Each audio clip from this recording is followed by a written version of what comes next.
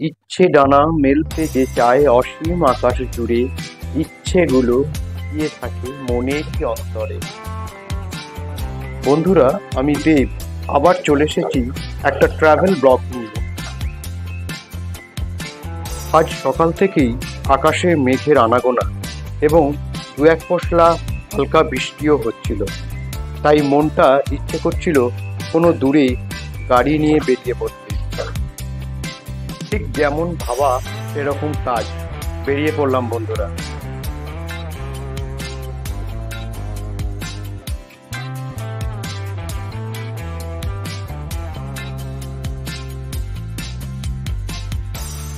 বন্ধুরা, দুপুরের লাঞ্চ সেরেই হালকা বৃষ্টির মধ্যেই গাড়ি গ্যারেজ থেকে বার করে ফেললাম। সঙ্গে 3 জন তো ছিলই, এছাড়াও মৌপিয়ার দিদি এবং তার ছেলে দুজনেই আজকে আমাদের বাড়িতে এসেছিল। তো সবাই মিলে একসাথে বেরিয়ে পড়লাম অজানার উদ্দেশ্যে। মেঘলা আকাশ, দুদিকে শুধু সারিবদ্ধ সবুজ গাছ, আর সামনে ফাঁকা রাস্তা, যেন এক নস্টালজিক পরিবেশের মধ্যেই দিয়েই গাড়ি চালিয়ে চললাম।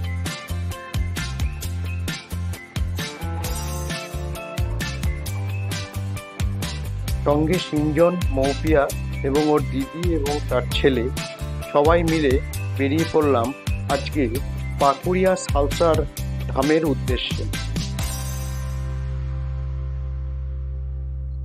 দেখতে দেখতেই প্রথম টোল প্লাজা রাজচন্দ্রপুরের চলে এলো।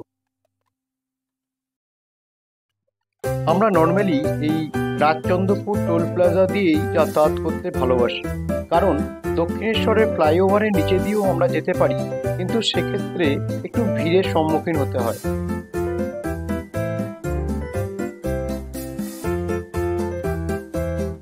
বন্ধুরা, দেখতে দেখতে আমরা কোনা এক্সপ্রেসের উপরে অবস্থিত এই পাকুড়িয়া সালসা ধামে পৌঁছে যাই।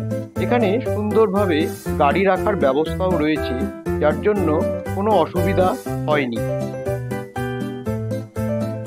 রামচন্দ্রের এই মন্দিরটি অনেকটাই জায়গা নিয়ে তৈরি করা হয়েছে, এখনো কনস্ট্রাকশনের কাজ চলছে। সামনের দিনে আরো বড় করে এই মন্দিরটি প্রতিস্থাপন করা হবে।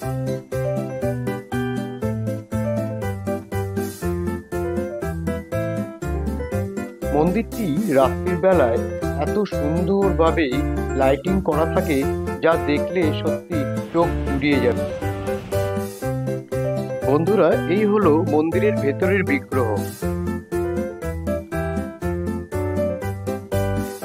মন্দিরটির ঢোকার মুখেই বাঁ দিকে আপনার জুতো এবং চটি রাখার সুব্যবস্থা আছে, এবং সেখানেই মন্দিরে সবসময় পুজো দেওয়ার জন্য প্রসাদের ব্যবস্থাও করা হয়েছে। আপনারা ইচ্ছা করলে সেখান থেকে নিয়ে পুজো দিতে পারেন।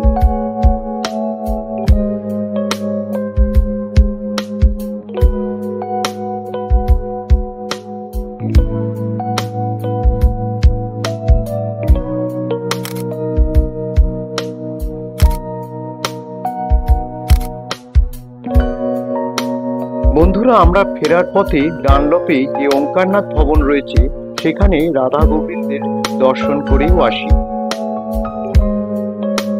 তো বন্ধুরা, আজকের এই ভিডিওটি কেমন লাগলো অবশ্যই কমেন্টস করে জানাবেন।